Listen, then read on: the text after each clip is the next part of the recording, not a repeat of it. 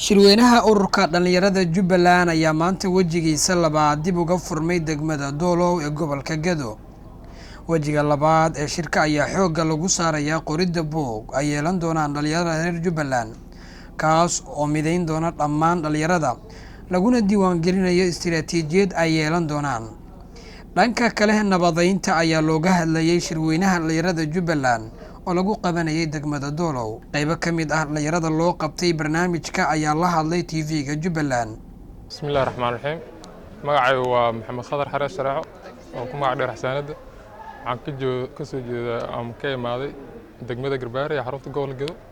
Waxaan halkaan oo degmada Doolow uga qaybgalayaa shirka dhalinyarada Jubbaland. Waxa uu shirka maanta oo shalay oo noo furmay maanta waxa uu ku saabsanaa horumarka dhalinyarada iyo ka qaybgalka siyaasadda dowladnimada iyo amniga sidii loo ilaalin lahaa. Dhalinyaradu waa laf-dhabarka bulshada Soomaaliya marka la yiraahdana 75% weey.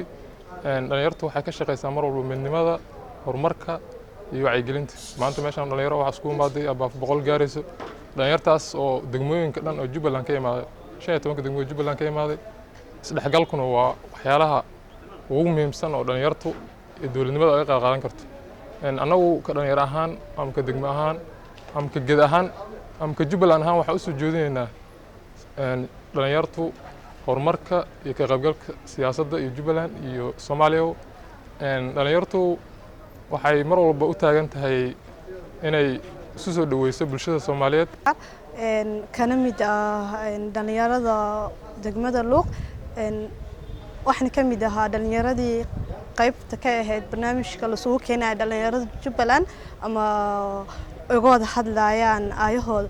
Runtii ani ahaan dareen ahaan ma qiyaasi karo dareenkayga, aad baan ugu faraxsanahay inaan barnaamijkan qayb ka noqdo.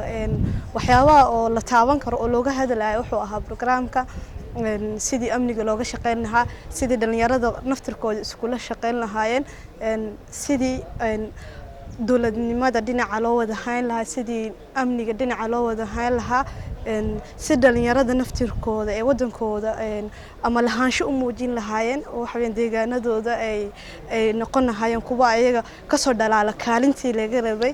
Bismillaahi Raxmaani Raxiim. Magacaygu waa Cabdiqani Xasan Uumiye. Waxaan ahay gudoomiyaha golaha dhalinyarada degmada Doolow Soomaaliya. Halkani aan ku suganahay waa xarunta degmada. Waxaynu martigelinay shirweynaha dhalinyarada Jubbaland. Waxay fursad u heleen in baahiyahooda isu sheegtaan. Waxay fursad u heleen in madaxdooda iyo mas'uuliyiintooda ay baahidooda u soo bandhigaan.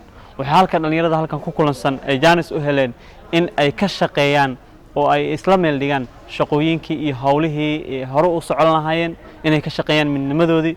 Waxaa dhacday in badan isdhexgal. Waxaa barnaamijkani uu faa'iido weyn u leeyahay dhalinyarada Jubbaland.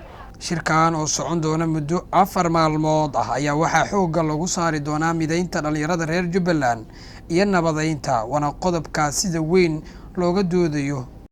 Maalintii labaad ayuu gelayaa shirka dhalinyarada Jubbaland, waxaana shirkan rajeynaya inay ka soo baxaan qodobo muhiim ah oo wax ku ool u noqda guud ahaan dhalinyarada reer Jubbaland. Awil Cabdi Cabdullaahi Labaqay, Jubbaland TV, degmada Doolow ee gobolka Gedo.